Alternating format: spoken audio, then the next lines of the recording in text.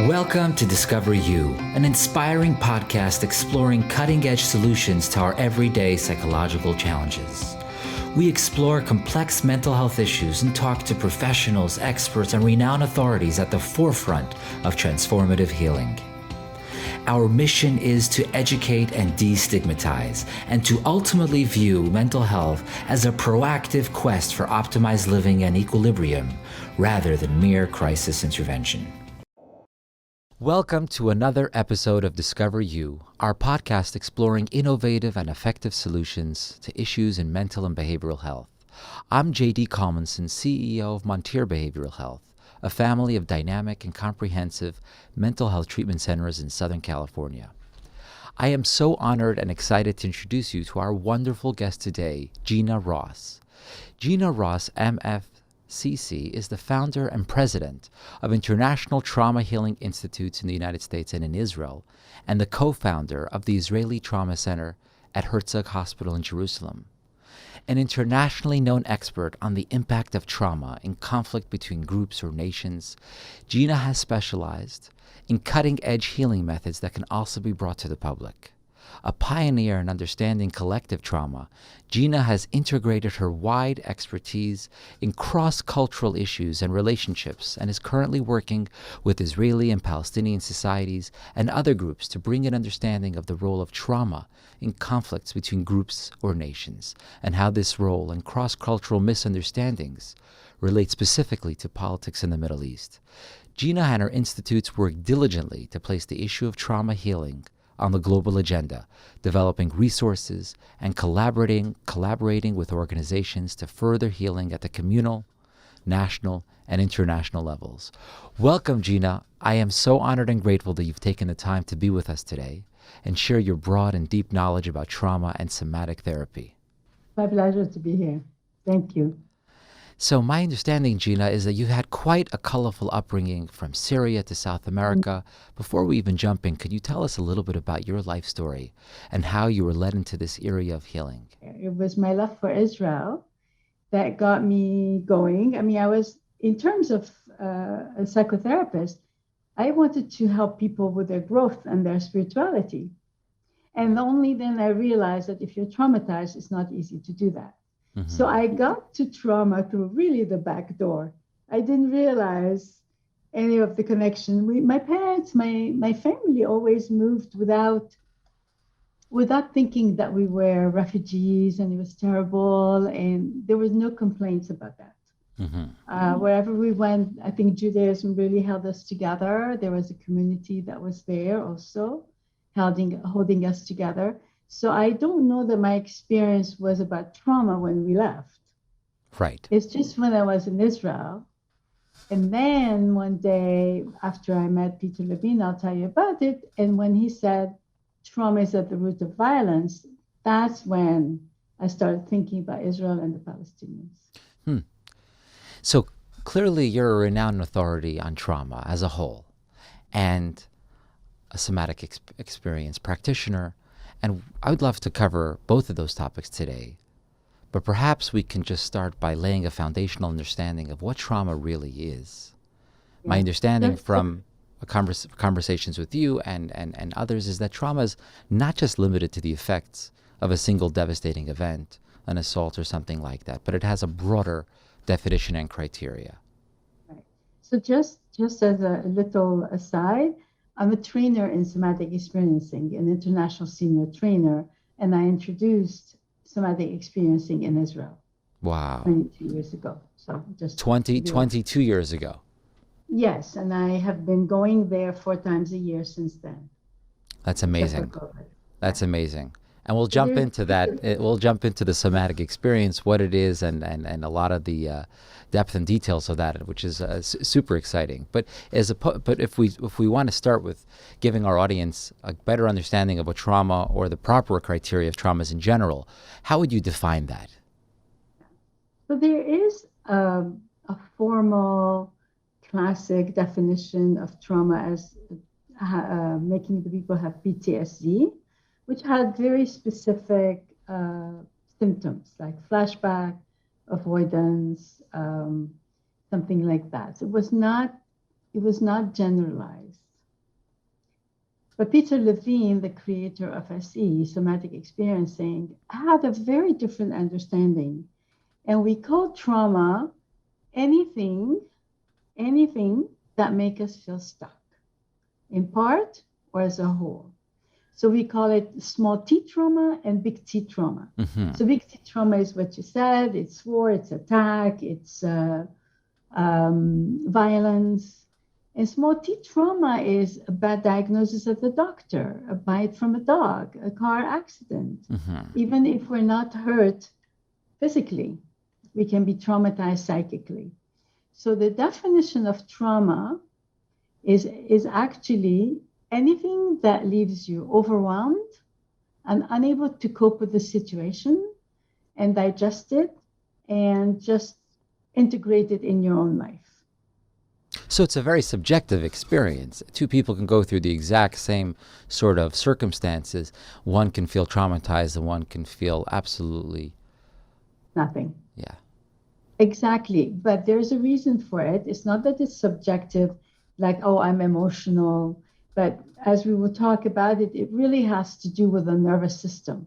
So if my nervous system is in a good state, I'm balanced, I'm centered, there is no preoccupation in my life, I can encounter a traumatic event and be able to handle it just fine. But if I had a series of traumas, or for some reason I was either sick or something was going on with me or very angry, and then my nervous system is not stable, it's not balanced, then I will get traumatized and my nervous system will be disorganized with a lot of impact, and we can talk about it. That's very important. So I love how you just classified that, and you said it's not that the trauma is a subjective experience per se, but it very much has to do with the individual's nerves and their system and what their capability and what their sort of general equilibrium and mental health is at that time when they experience that, which will dictate and determine whether they get traumatized, depending on how frail or healthy they might be, emotionally speaking.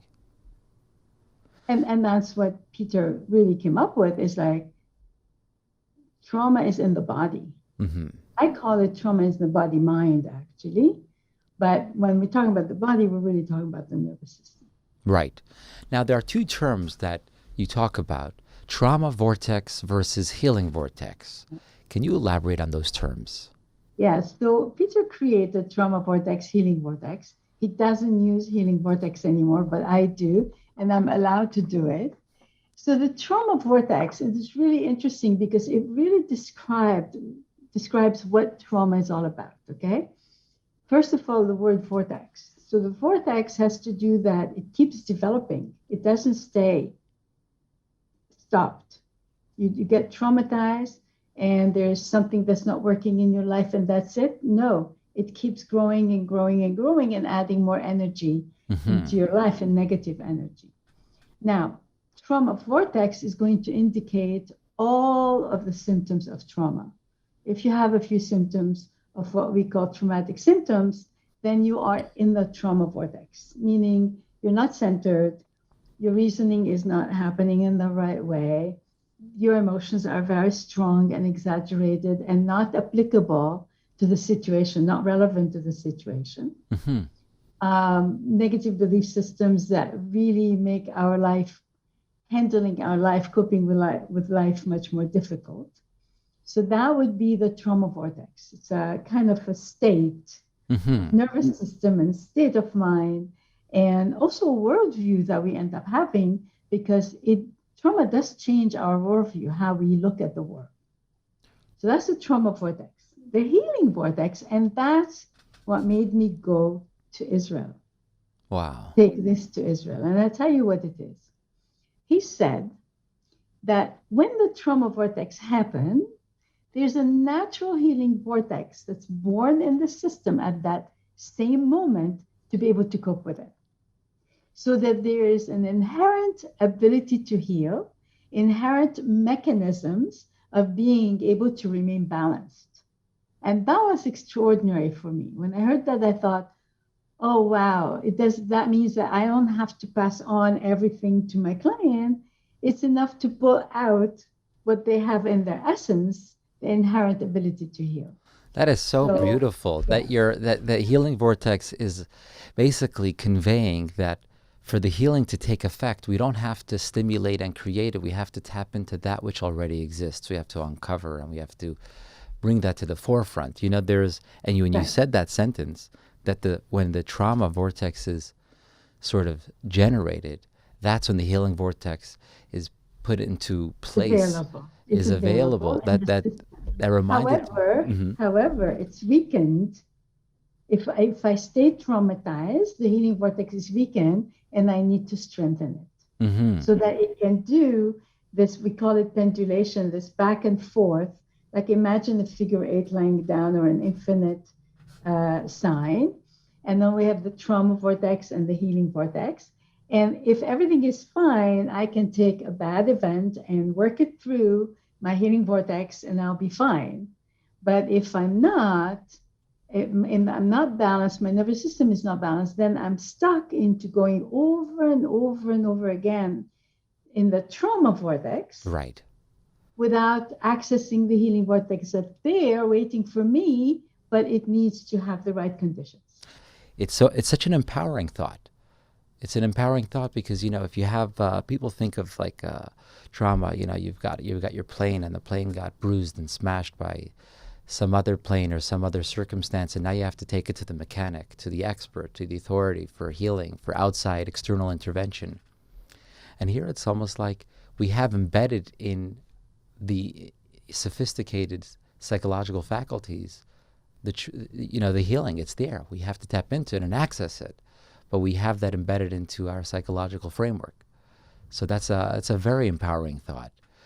It's what I say. It's like God built that into our system. In Right. the autonomic nervous system, there are two branches, the sympathetic and the parasympathetic. The sympathetic gives us the energy for action, and the parasympathetic relaxes us. And they work in a complementary way. There's this nice little wave, and unconsciously, I don't have to make any effort. Right. I'll stop, take a breath, have some water, whatever I'm doing, it's all natural without thinking about it. When there's a trauma vortex, they're not working in a complementary way anymore. Right. They're on at the same time. And so that's the trouble. So at the same time that we have this built-in energy, like it's inherent, it's innate, and it's manifested in the nervous system composition itself. This is what's so extraordinary. If we've been overwhelmed, then we're not accessing this healing capacity. So sometimes we need help from other people to be able to get us out of that. But the difference now, you can take somebody with a traumatic event and get them out of it in 2-3 sessions. You don't need 6 months, a year, 2 years, 3 years. Because you're working with the body, with the nervous system itself. You're working exactly where the trauma is located in the nervous system. That's So amazing. that has changed everything. Right, right. It's a paradigm shift. Is there have there been neurological studies that were able to identify different actual sections of the brain where the trauma vortex is accessing? Sure, there's been, yeah, of course, they know exactly. I don't remember all the terminology of the brain, but they know exactly some areas. For example, the Broca area, which is for language, gets disturbed. Definitely, you can, yes, you can measure. You can measure both. it neurologically where the person Yes, is you can measure. accessing, and it's so Yes. profound because all of our thoughts, all of our feelings, if we're operating in the trauma vortex, are all going to be motivated and biased, painted and tainted by that operating system versus Exactly. the I healing. call it looking at life through the lenses of the trauma vortex. Right. Now, Wow. anything, once I'm traumatized and I'm easily triggered, any stimulus that's not really a big deal gets me aroused right away Right. and activated right away. So Right. that's why people, you end up thinking that people are not good. This is not a pleasant person. Why are they reacting like that? That's absurd. And they themselves think that they're crazy because Right. they're reacting like that. But it's all because of Simply the dysregulation of the autonomic nervous system that Wow. got off balance. Right. And it's so much more relevant today than ever when you talk about the effects of the pandemic on society, the war in Ukraine. There's almost like this apocalyptic sort of feeling and sentiment that people are experiencing, which is based on what you're describing, can lead to a sense of collective small t trauma.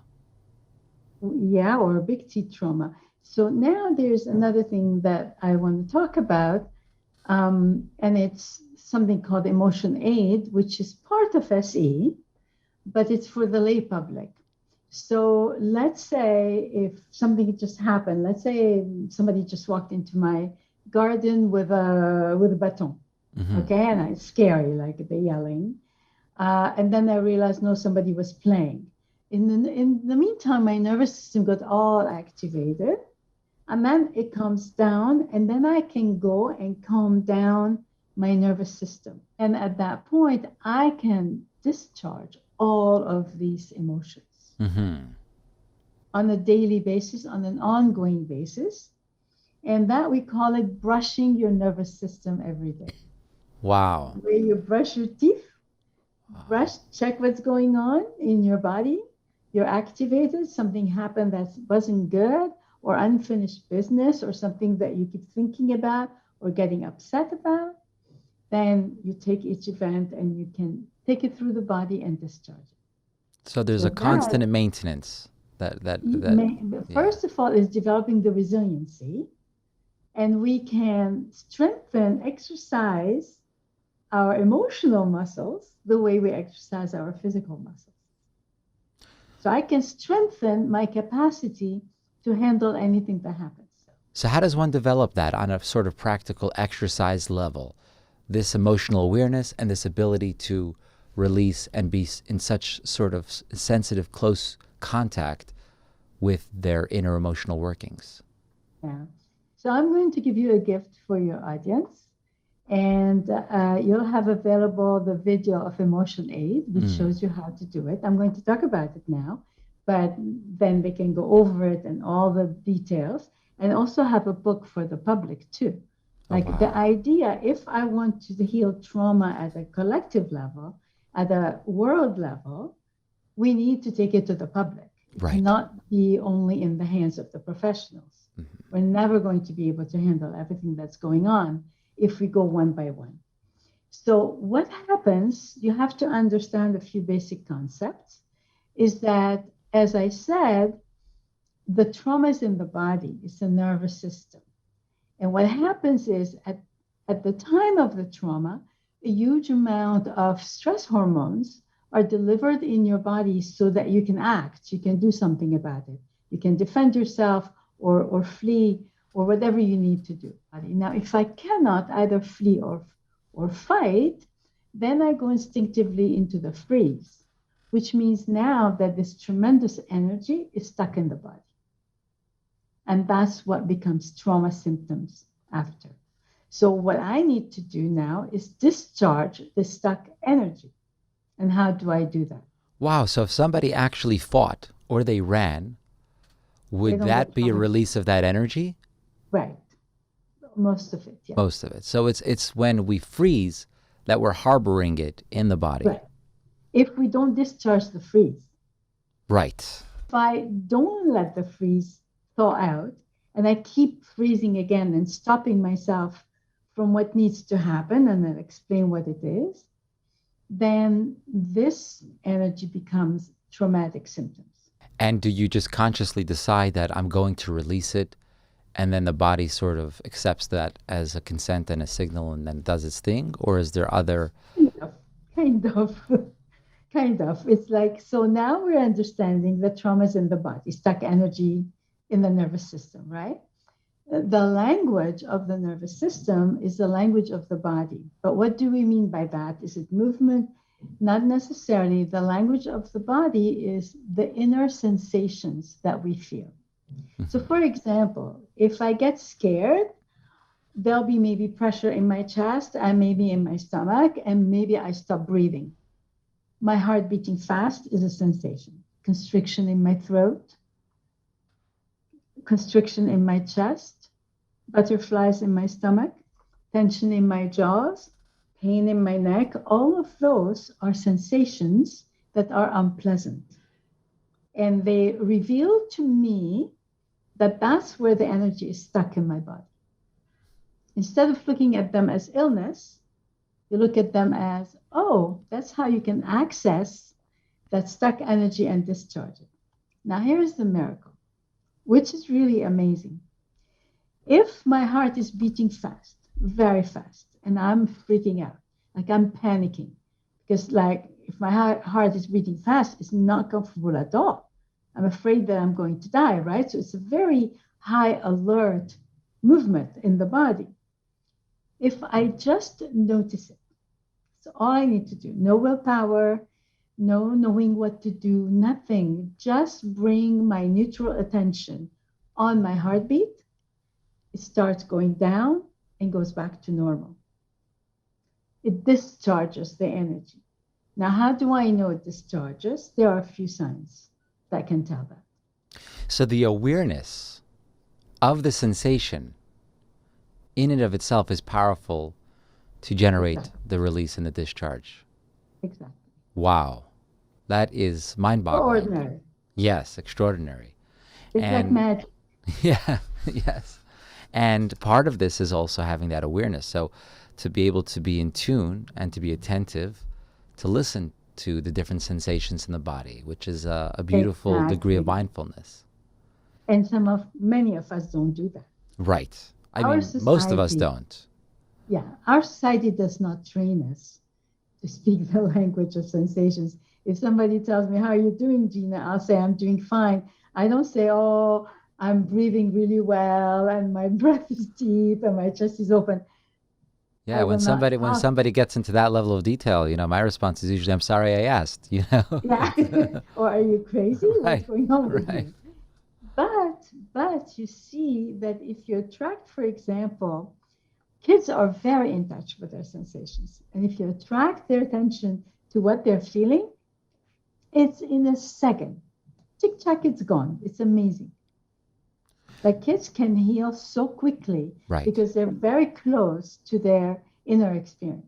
And in your experience, from an international perspective, traveling across the world and providing healing, have you seen that different cultures and religions will respond to trauma differently, and that the healing and that the intervention has to be qualified and individualized based on that ethnicity, culture, or religion? Very much so. So here's what's interesting is that cultures that don't have a very high standard of living kind of get less traumatized in the sense that their expectations are not very high. Because trauma is about really whatever I thought life was, all of a sudden it's a shock. It's not it. And so the higher expectations I have, and the trauma takes away all the possibilities, the more I'm traumatized. That's one element. The second element, there is a much more ability to cope and accept fate. Like if you believe in fate as a culture, you handle it much better. People who are very religious don't get traumatized as much as other people, even if they're going through the same events, because they accept the notion of something bad happening as the will of God, for example. Right, so they're able to ascribe meaning and purpose, and that helps alleviate the trauma. I think it was Christopher Hitchens, the world-renowned atheist, who said that regardless of the theology of it, a religion is definitely an enormous psychological benefit to those who believe in it. When it's well conducted, yes. Yeah. At the same time, though, it's really interesting. If somebody is very traumatized, the requirements of religion can make it harder for them. Mm-hmm. So again, if the nervous system is more or less balanced, then faith is extraordinary. It's the biggest resource there is. But if somebody, has had a lot of traumatic events in their lives, which is going to shake their faith, by the way, even just the demands, normal demands of liturgy or actions or whatever we need to do become more oppressive and they cannot handle it as well. And it's interesting. This really connects, not obviously in a apples to apples direct way, but it does remind me a lot of Viktor Frankl's logotherapy. That when somebody is tapped into a source of meaning and purpose in their life, they're able to weather the adversarial circumstances. There's a resiliency that those who don't have that sort of anchor, for whatever reason, yeah. And again, I mean, the resiliency belongs to everybody, whether you're religious or not. That's right. You can develop the resiliency and you can have a very balanced nervous system. It doesn't depend on having a religion or not, or being religious or not. However, having a religion can be an extraordinary resource, or it can be more of an issue, as you said. Right, that's right. Something that has been talked about recently, epigenetics and generational trauma. Right. Now, when we talk about generational trauma, how does one deal with it if its origins are not accessible to conscious memory? If you haven't experienced it yourself, then the stuckness, that feeling that the body froze, if the body never really froze, how does emotional aid and somatic experience intervene with epigenetics? First of all, if there is epigenetic transmission of trauma, the people that have it are feeling it. Second generation, third generation, they may not have lived the events, they may not have known anything about it, but they were already transmitted in their nervous system. So here's the beauty about somatic experiencing.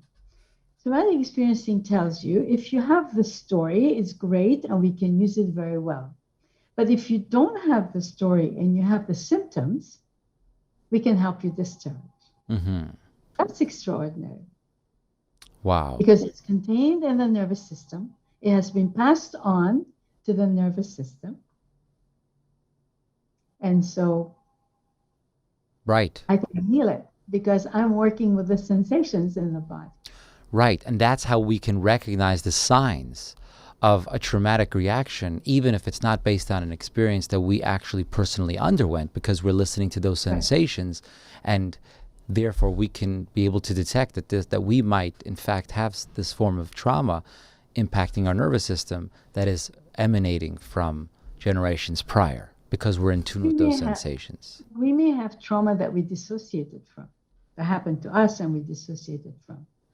So the lack of memory is not only the lack of connection to the original event, but also part of often of the trauma. It was too hard to remember. It was like too devastating, too horrifying, too disorganizing. So people dissociate part of the memory.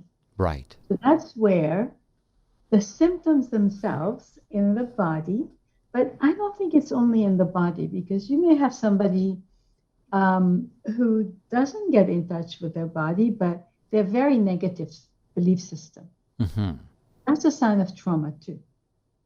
So if you're going around thinking that everything is bad in the world, everybody is terrible. I remember working with the soldiers in Israel who was, he had chronic PTSD, and he could not stand anyone except for me and the other person that was helping him.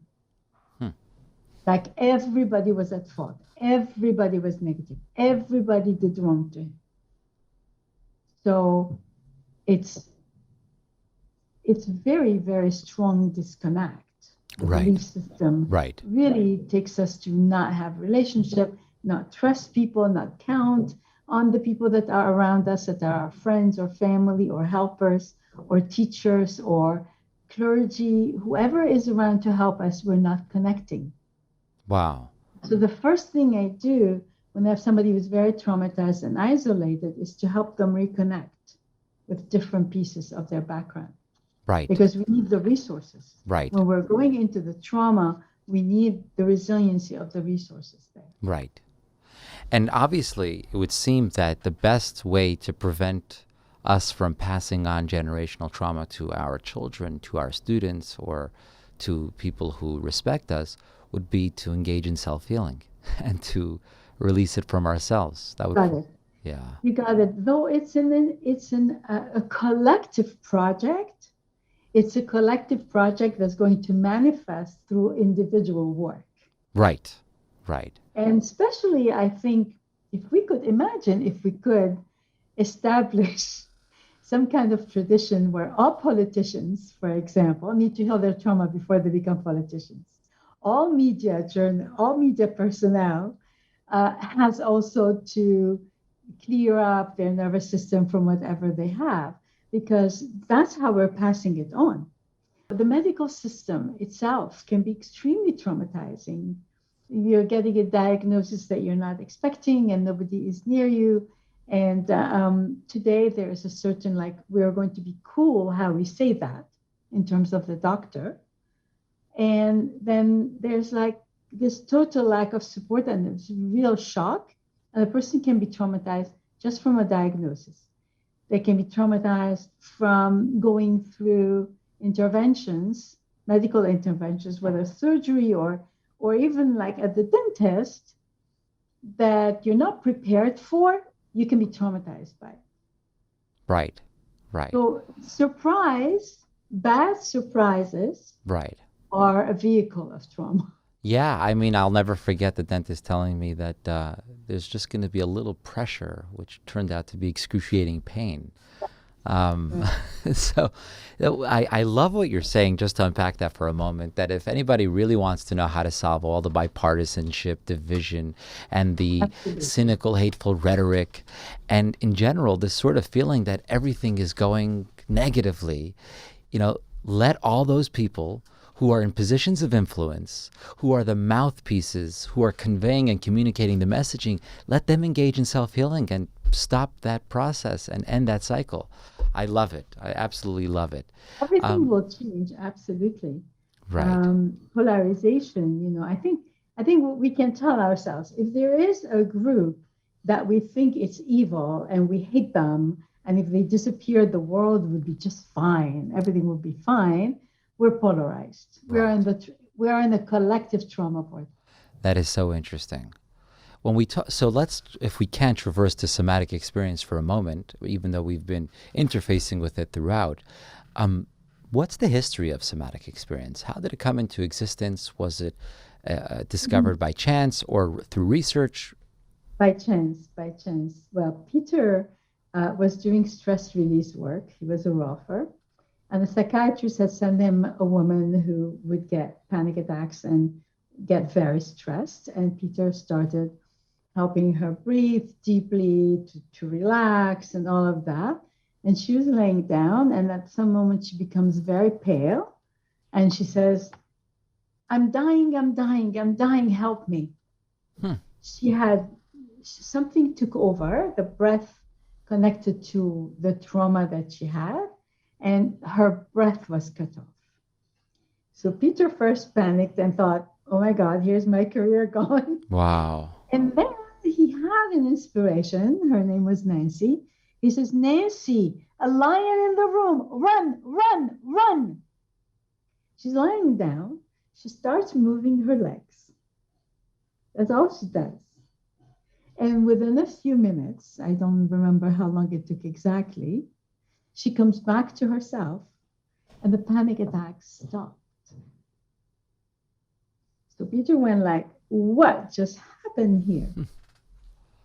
So he went and studied animals in the wild and recognized that they encounter trauma all the time, but they don't get traumatized. They do something and they don't get traumatized. They continue. If they escape, they just continue living their lives without being disorganized or problematic.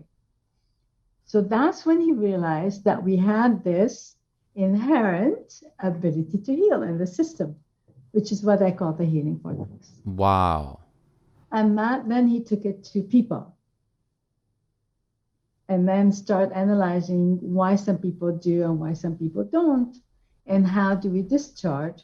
And to me, it's like he was able to reveal God's gift to us, which is the parasympathetic and the sympathetic branch. The way they're working together is to help us heal bad events. And when we can't, it's too much, too fast, too soon, then they don't work together anymore in a complementary way. They get stuck together at the same time, where the parasympathetic and the sympathetic are on at the same time. And that's what the freeze is. That is so incredible. I can go on for hours with you. You're so fascinating and so much wisdom that you are sharing with us. Thank you so much, Gina, for really taking the time to be with us today on the Discover You podcast. It was so great to learn about the wonderful work that you do and the insights and the relevancy of how we can each really integrate the sensation, the awareness, and the mindfulness for more optimized living for everyone. How can people find out more about you and the work that you do? So our website is www.traumahealing.org. I'm sorry, traumainstitute.org. Mm-hmm. Trauma Healing is SE. And what I would like, are you able to forward the emotion aid video? Yes, we can put that up on the site. So a lot of the information how to contact us is there. And, I was planning to use it only for Israel as a guinea pig, to take it to the collective level. Right. It's a small country, very much interested in healing. But then when COVID happened, I thought, no, the whole world needs it. So we freed it up for everybody. We're not trying to make any money out of it, even though we can use funding for sure in our work. But it's available for everybody. And the more people can send it out and have that language in common, right, and the less polarization we have, and the less violence we have, and the less suffering, because people really suffer from trauma. I love that, making the world a better place, one person at a time. That's so special. And use the collective strategies. Right. Like take it to the military, take it to the educational system, right, take it to the medical field. Right. Not without them. Take it to the media. Yes, a prerequisite to running for higher office. Wouldn't that be amazing? I know, it would. It definitely would. There's no question. Thank you, audience, for joining us as well today. Hope you have learned something valuable in today's episode of Discover You. At Montare, we want you to know that you are not alone on your journey. And to find out more about our innovative treatment programs, you can find us at Montare Behavioral Health.